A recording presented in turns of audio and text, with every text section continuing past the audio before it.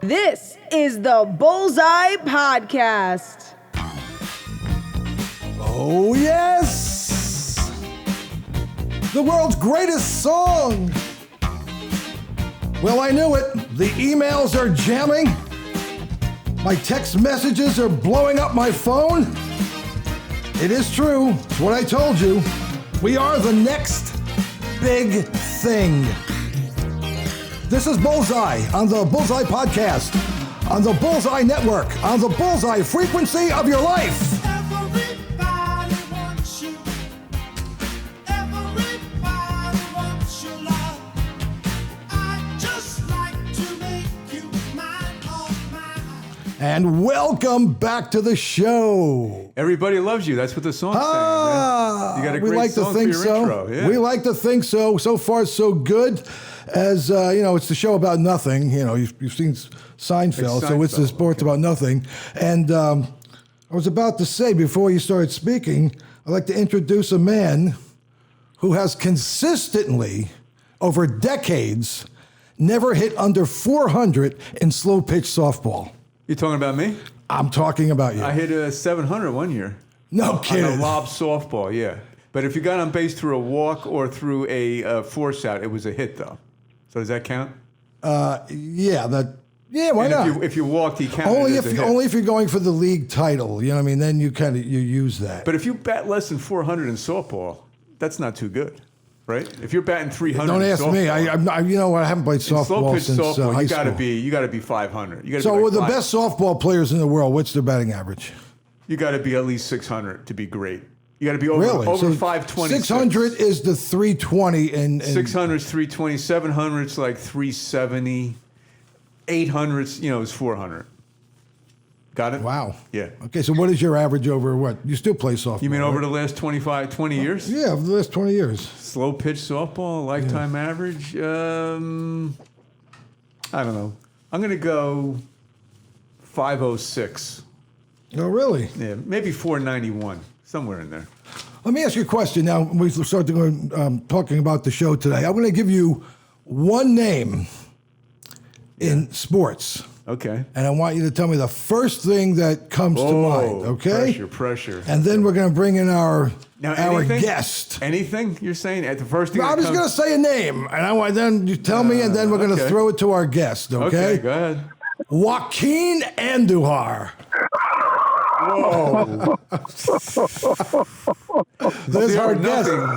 Can I say nothing comes to mind? Nothing comes to... Okay, all right, take it away. St. Louis Bob is in St. Louis as we speak, and he's a St. Louis Cardinal fan for umpteen years. Take it away, St. Louis Bob.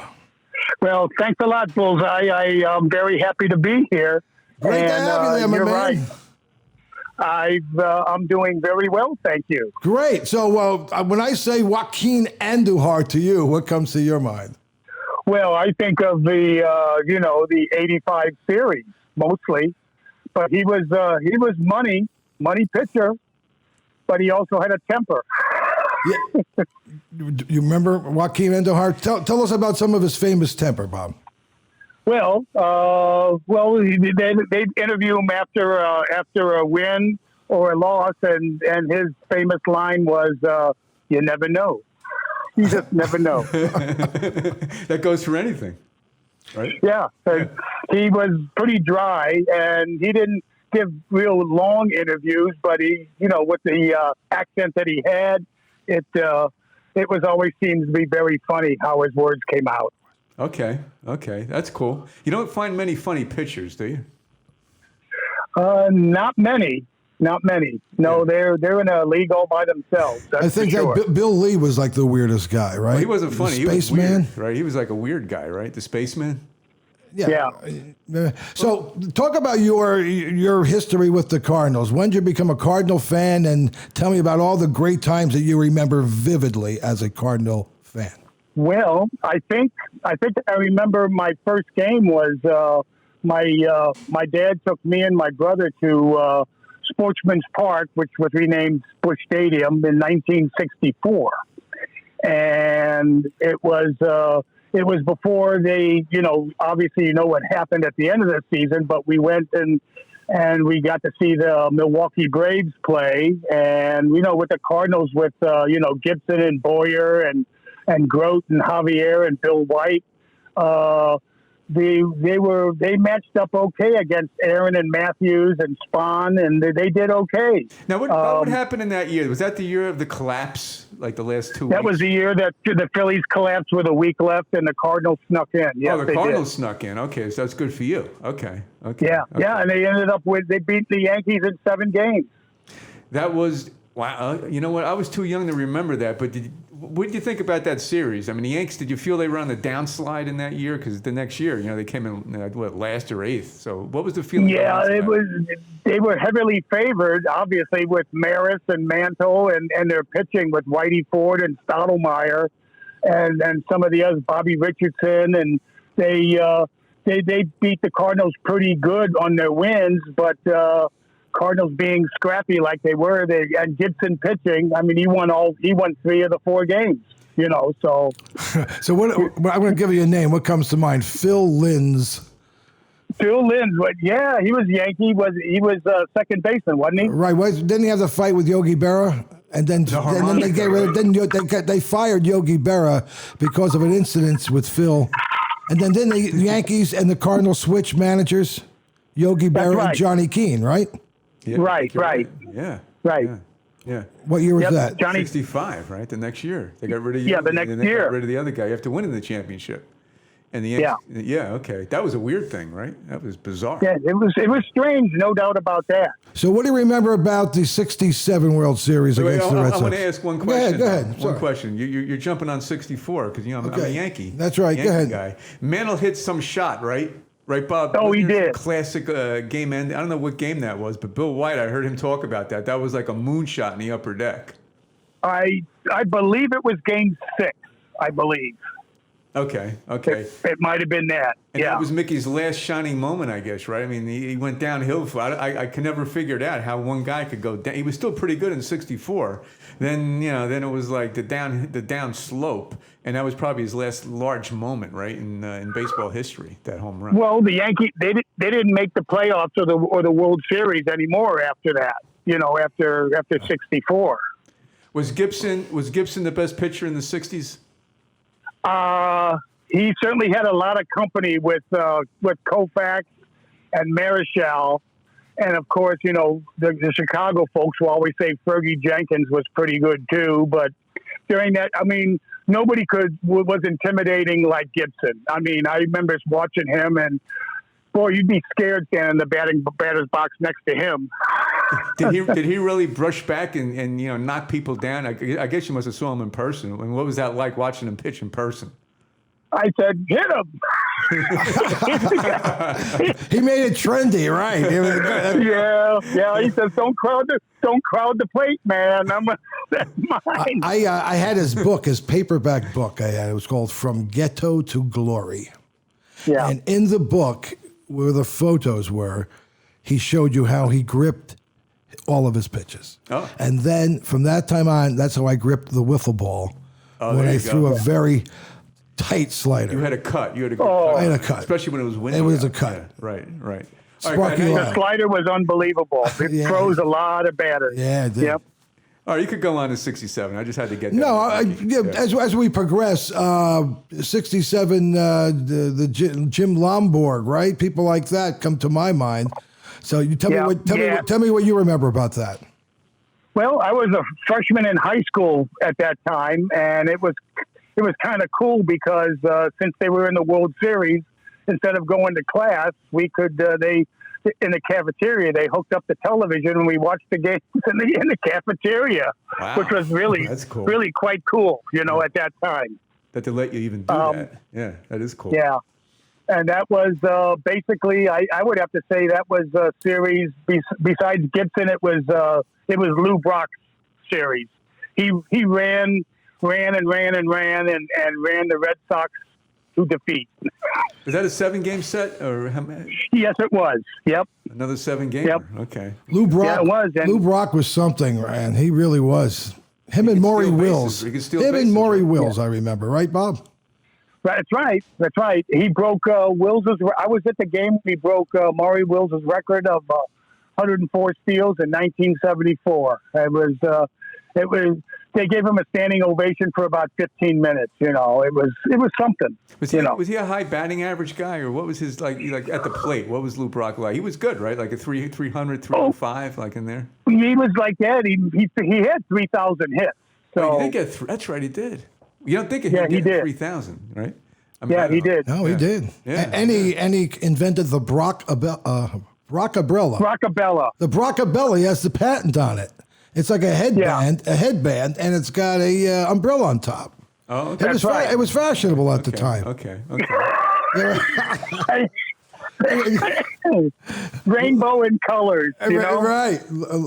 Hey, here's a name. I'm going to pop it out because I know it's endearing to Ray, and it's also probably endearing to you for two different reasons. Ready? Oh, Roger, go ahead. Roger Maris. I know what you're gonna That's say. it. Roger Maris. Oh, yeah. It's my favorite, one of my favorite Yankees. I say he should be in the Hall of Fame. Even though numbers don't look great, but what he did in 61 and 60, and it was a great fielder. What do you think, Bob? Should he be in the Hall of Fame or what? Or I would was it think. light? I really think so. Yeah, I do too. He, he really made people, look. I mean, he was very, very good at what he did, and he helped the Cardinals out a lot in 67 and 68. Was he a utility guy then, or what was his? No, he was playing right field. Oh, he was. Okay.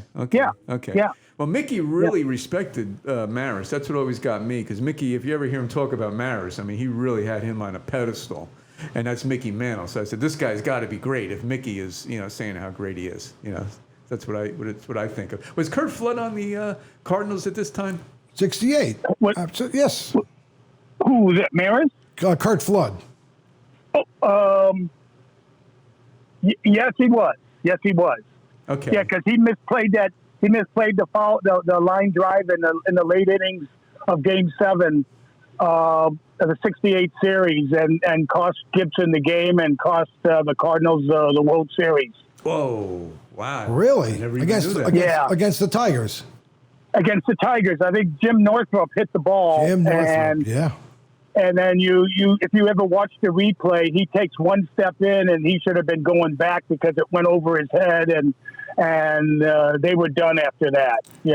That was the Mickey Lolich series. That's all I remember was Mickey Lolich because it was an elevated shot behind the catcher, and all I said that herky-jerky motion of Mickey Lolich, his gut hanging over his belt. He had a little but he was jerky good. delivery, right? He had a little weird herky-jerky, they used to call it. Herky-jerky. Yeah. Now, I mean, you got to mention Gibson that year. Was that the greatest year ever for a pitcher? I mean, 1.12. I mean, that's pretty nutty. There was nothing like it. I mean, what did he?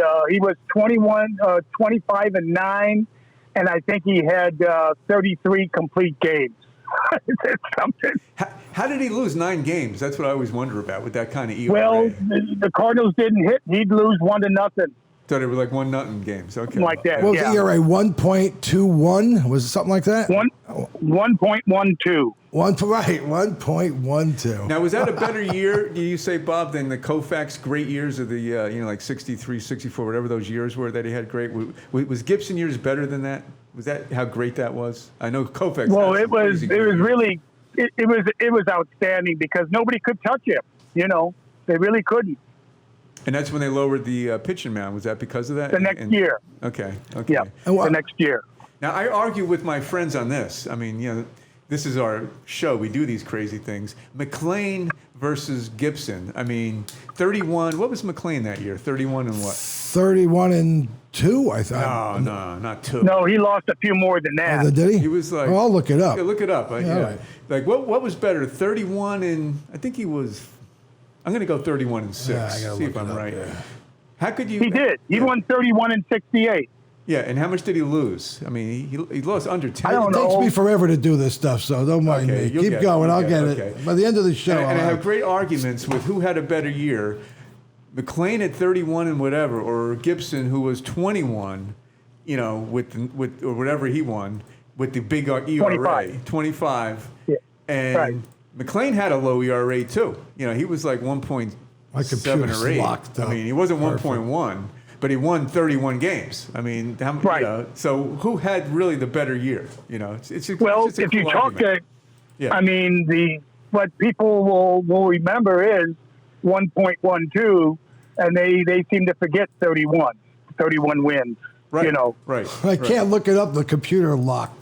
Oh well, we'll figure it out. You look on the I'm phone. gonna look. You guys talk. I got a million things open here. I'm You gonna know what I look mean? it up. You guys. Well, I got a name for it. I don't want to skip around, but when I think of Cardinals, things pop through my head.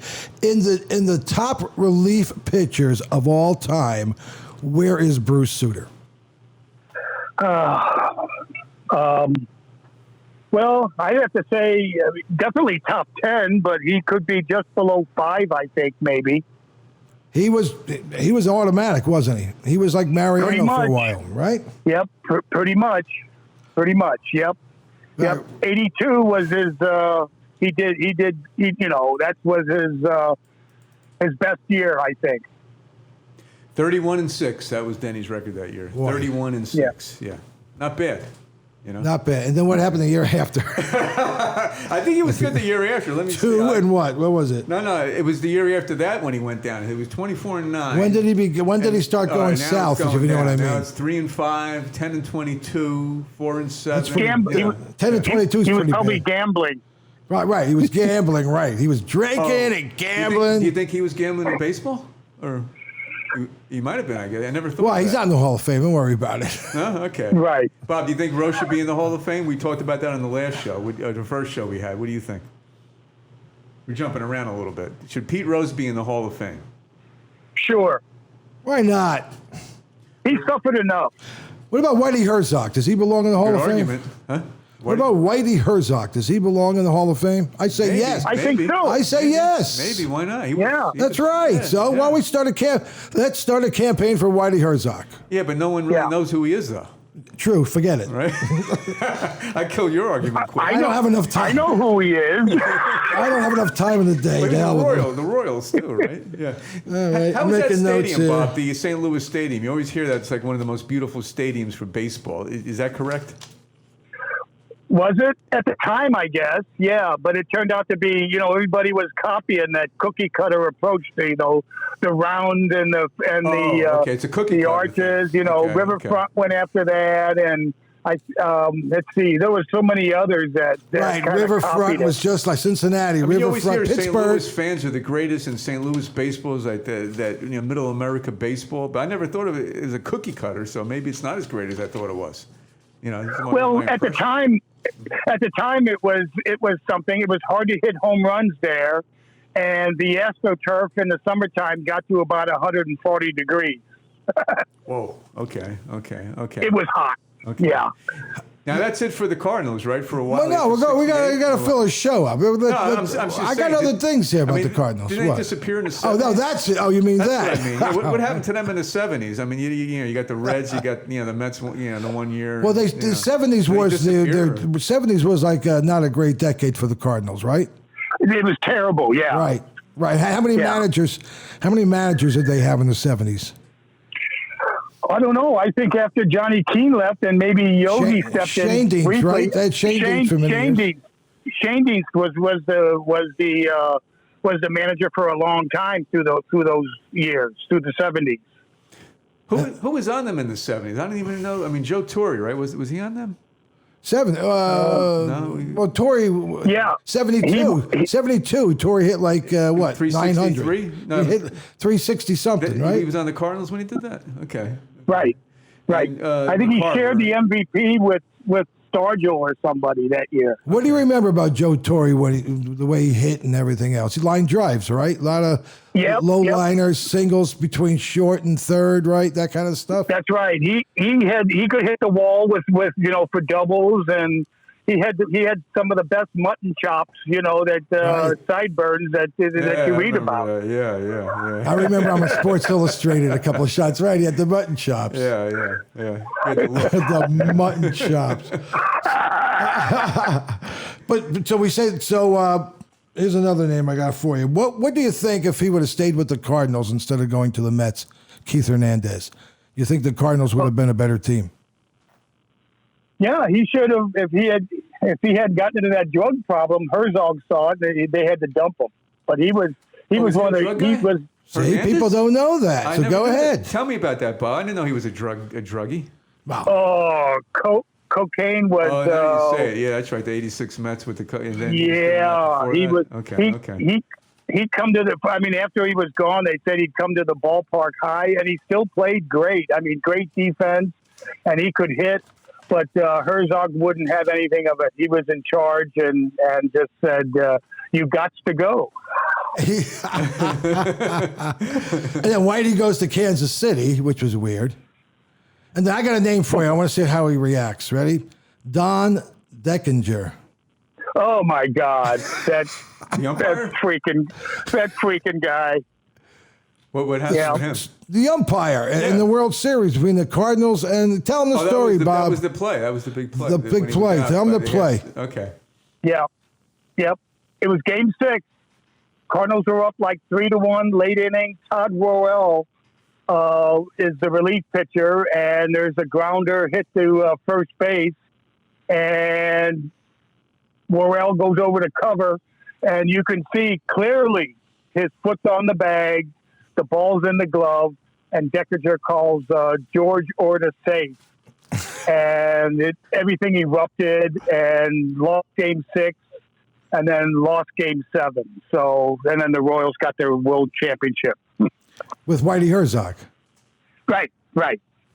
Isn't that ironic? Yeah. I'm going to throw a name out at Bob, and I want to hear his reaction to the name. Is that all right, Bob? It's a card. Go ahead. All right. Stan Musial. Oh, the best. Absolute best. How great was he? He never seems to be. I don't know, because he didn't play in. He played in St. Louis, which he won championships. But you don't hear him with the Mazes or Gehrig or Ruth. Musial was great. He You was- always hear DiMaggio. Yeah, he was kind of quiet. He just went about his business. I mean, out of his 3,630 hits, he did 1,315 home and 1,315 away. Wow. I mean, that's Wow. unbelievable. I mean, the exact same amount at home and then on the road. Unbelievable. I checked the 50 stats. I was having fun with a friend, and we went through all the stats of Mantle, Mays, the Duke, and Musial. And Musial killed them all for the best stats in the 50s. Ted Williams. Oh, yeah. Musial's stats Yep. were like crazy when you look at the hits and the batting average and the home runs. I mean, it was off the. His stats are better than Mays's throughout the 50s. Oh, sure. Yeah. But he didn't hit the home runs like Mays did. But he was also in a different market than Mays was. Mays was in New Of York, course. and then he was in San Francisco. St. Louis Right. was, What would have happened if Musial was in New York for his career? Well, there you go. What do you think? Oh, wow. Wow, that would have been something. Stan the man. More homers, or They he would was have a spray- said- he was a spray hitter, wasn't he? Did he pull it, or would he have more homers? Than He could hit it anywhere. Anywhere and everywhere. Yeah. He led the league in triples most of his career. He could just hit it down the line, left field or right field. He could, because of being a left-handed hitter, he could go anywhere and bounce him off the wall. I mean, he had 475 home runs, so that wasn't too shabby either. How about this comparison? Ted Williams or Stan Musial? Best hitter. That's an interesting. Once again, everybody will say Williams was the purest hitter, but being from here, I'd say, I'd still take Stan over him. Would you take Stan over Willie McGee? Oh, Willie McGee. I used to love Willie McGee. He played for the Yankees. Yeah. Oh yeah. He was a rookie, and they like gave up. They gave up on him, right? Or they got nothing for him, right? Right. Yeah, we got him for next to nothing. I used to love the way he walked. See the way he walked. We used to call him E.T. here because of the way he looked. Bob, I got to ask you this. 'Cause I love comparison. Bullseye knows I love these things. Who was better, Lou Gehrig or Stan Musial? Oh boy. I don't know. I'd still say Stan because he had a better lifetime average, and I think he had more RBIs than him. But So hitting behind Ruth, Yeah. I have to, I'm a homer. I'm going to go with Stan almost every time. Absolutely. All right. How about Stan or Babe Ruth? Hey, with the questions. He's going to say Stan. How much of a homer Bob is? Who was on the baseball? Say Babe Ruth. Make him feel good. Say Pecking Babe order. Ruth. Who was better, Babe Ruth or Stan Musial? Well, it's got to be Babe Ruth. Babe. It's got to be Babe. Oh, okay, You know? okay. He'll be able to sleep tonight. Yeah. He knows now. Okay, thank you. Babe's his boy. He loves the Babe. But He loves the Babe. I don't know if you know this statistic. It was 1926. That's the famous Grover Cleveland Alexander game against the Yankees, and he strikes out Lazzari, and what happens is it's Game 7, and Ruth gets thrown out trying to steal for the final out. For the final out of the Louis game. Bob coming through in the clutch. Stealing, losing. That's why he's on the Bullseye podcast. Stealing from behind, right? The Babe. Yeah. Wow. Yeah. St. Louis Bob and his sidekick out there in St. Louis. We'll keep that between you and I. Yeah, absolutely, sir. Go ahead. Ray's digging in here. Go ahead, ask. They won. What was their championship? I know in the 40s they won, like during the World War II years. Did they win in the 30s too? Was that the Gas House Gang? Oh yeah. Did they win? Gas House Gang? Yeah. Okay. Did they win championships throughout the 20s and 30s? Just they only won in 26, and then they won like 32 and 34. And then they won like 42, 44, 46. Okay. They not bad, All right, let's move a little bit forward because we want to get into kind of other decades. One more question. Go ahead. I'm going. This is 60s, 70s, 80s. All right. Before, right? 20s. Can I get into the 90s? We could do multiple Cardinal baseball shows. Ask away, man. Go for it. Go for it. I'm going to get a cup of coffee. Go for it. What do you think of Mark McGwire and that whole thing? Well, once again, he could bash it. I swear. I wasn't living here at the time, but that year, 98, I was living in New York, believe it or not. And and every night they'd have on the sports, they'd have the highlights. And, guess what? At the time, what he was doing, it wasn't illegal, but he screwed up by not admitting, that he was taking something that was later banned. And he had kind of an attitude too, didn't he? I tell you, he could bash it. I was going on YouTube. Like he just, even before the steroids, I guess he always took it. We never knew. But, his swing was those line drive shots that would lead the stadium, that was nutty, crazy. Do you think he should be in the Hall of Fame? I do. Do you think all those steroid guys should be in the Hall of Fame, including Barry Bonds? Not Bonds, but no, I'm only kidding. No, I don't know. I mean, once again. Yeah. So what'd you think of Andy Van Slyke? Andy Van Slyke. Andy Van Slyke. I've always wanted to ask you that. Yeah, well, once again, he was for the Cardinals, and I was sorry to see him go, and he did better with like the Pirates, after they let him go. And what about a guy like Jim Edmonds? He was good with the Cardinals too, right? Oh, he was outstanding. He was a highlight reel for defense every night almost. He had 241 home runs. Yeah. How about Vic? My computer's back on. Vic Davalillo. Was that his name? Who was that guy? Was that Vic Davalillo? He played for the Dodgers, I thought. I thought he was a Cardinal for a while, no? He played for the Cardinals. He did? Okay. He played for the Dodgers too, right? I think so. Yeah. Confusing with Manny Mota. I'm trying to think of the 70s Manny Cardinals. Mota. Remember that? Manny Mota. He wasn't. Isn't that from? What is the story Airplane? of Manny Mota? What's that? Oh, he had the name. Yeah. Wasn't that in that one scene from Airplane when he says now batting? Manny Mota. That was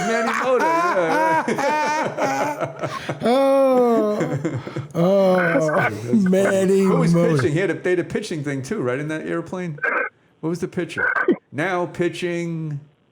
Bob knows. Pedro Bourbon. Yeah. Pedro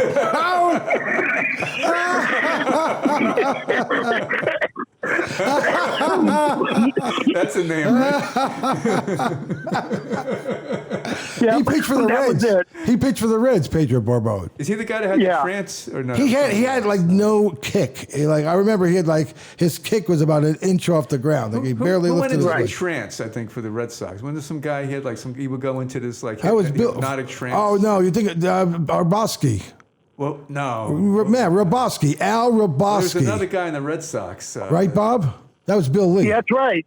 The mad The Hungarian. mad Hungarian, Al Rabosky, Okay, pitched for the Cardinals. He went into trances. He turned around, remember? And then he would yeah, look at this guy, and then he would like bang his fist against the glove, and then he would turn around Yeah. like he was pissed off, and he picked the Right. ball up like he was pissed off, and he threw Yeah. the ball like he was pissed off, and he got people out, acting Yeah. pissed off. But how long did that last? It lasted probably about 3 years or so, maybe 4.